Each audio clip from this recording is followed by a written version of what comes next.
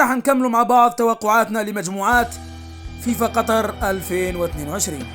المجموعة السابعة البرازيل، صربيا، سويسرا والكاميرون، اللي من المفروض مكانها الجزائر، ولكن شاءت الأقدار. من هذه المجموعة البرازيل صدارة، بينما الرعد والبرق سيكون في مباراة صربيا وسويسرا، ليس لأنه ديربي بل لأنه فيه لاعبين ألبانيين يلعبوا مع المنتخب السويسري وعندهم حقد مع صربيا من حرب قديمة ألبانية صربية، حرب الاستقلال طبعا.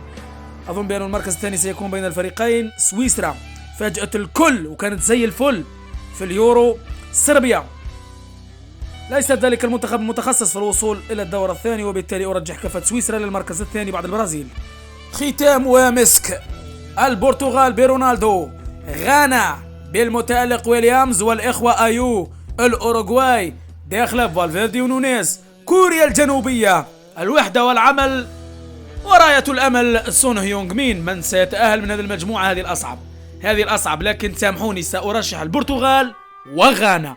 برتغال للصدارة وغانا للمركز الثاني، ودليلي أن المنتخب الغاني كل موقع في مجموعة صعبة يتأهل. شكرا لكم على متابعتنا.